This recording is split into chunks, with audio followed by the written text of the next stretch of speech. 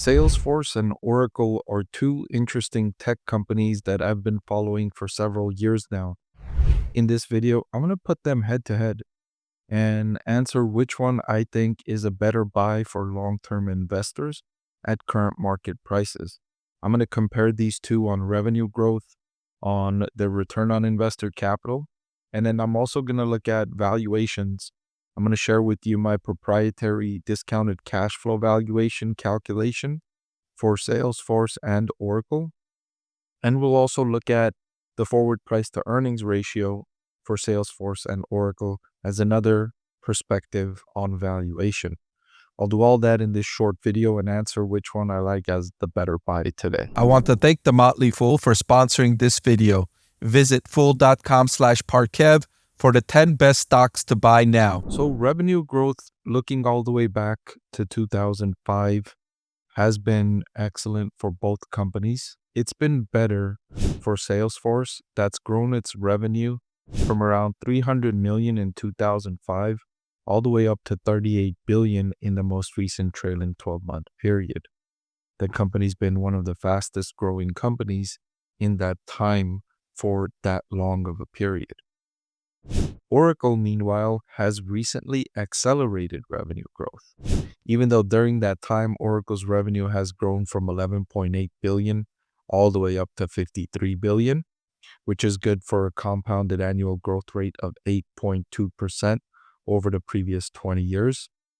In recent years, that revenue growth has accelerated, jumping from 40 billion in 2021 to 53 billion in the most recent trailing 12-month period.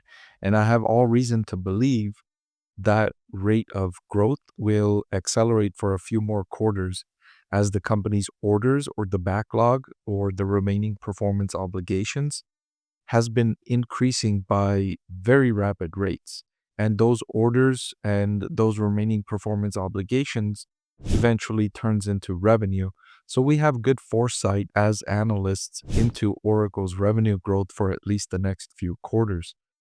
And those orders keep coming. And given the rising effectiveness of artificial intelligence and how many companies want to increase their capabilities in that category, I'm confident in Oracle's near-term and medium-term revenue growth prospects. The return on investor capital comparison is also interesting. Oracle has demonstrated a much better return on capital compared to Salesforce over the previous decade, but Salesforce is improving while Oracle's return on investor capital is down over the previous decade. So the trend definitely favors Salesforce, while the actual number at 10.5%, Oracle's ROIC is better than Salesforce. Regardless, I expect the returns on investor capital to improve for Salesforce and for Oracle. I wouldn't be surprised if over the next decade, if Salesforce return on investor capital number approaches 20%. I wouldn't be surprised if it approaches 20% in the next decade. And I wouldn't be surprised if Oracle's return on investor capital also approaches 20% over the next decade. They have excellent prospects looking ahead. The categories they're operating inside are large and continue increasing for at least, and the expectations are that they will increase growing for at least the next 5, probably more like 10 years for the categories that they're operating inside. So their prospects ahead look excellent, to be sure. By the way, I always get asked, and the site that I'm getting these charts from are finchat.io. There's a link in the description for a discount to their services. Now, the forward price to earnings ratio is nearly identical for Salesforce and Oracle. They're both trading at a forward price to earnings of around 25, which is attractive, I think, for both companies, given the positive prospects I highlighted earlier. For them to be selling at a forward price to earnings of 25, I think is an attractive opportunity for long-term investors. I also like to look at valuation using my proprietary discounted cash flow model that I created, and the intrinsic value per share I calculated for Oracle is $165 compared to the current market price of $157. So this business at this valuation looks fairly valued at this point, and it's trading closer to the 52-week high of $198 than the 52-week low of $114. Still, just because a stock is fairly valued doesn't mean I don't like that stock for long-term investors. Sometimes a fairly valued, excellent business is better for long-term investors than a cheaply valued, poor business.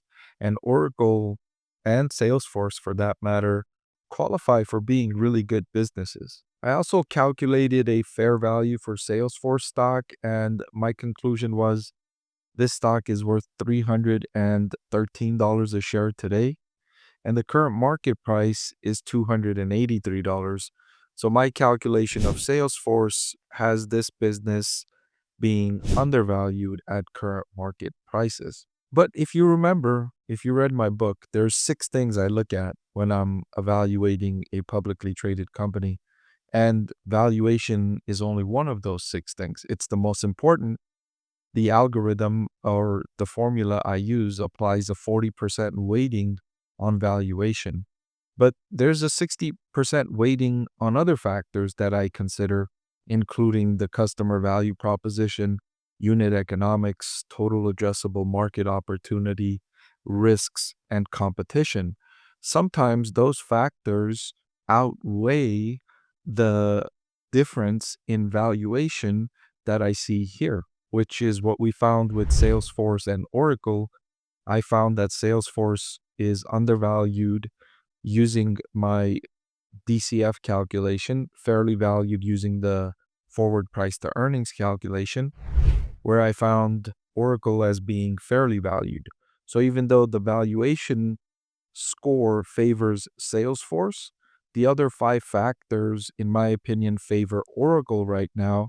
And so if I had to pick between these 2 tech stocks today, I would pick Oracle as my preferred investment for a long-term holding period.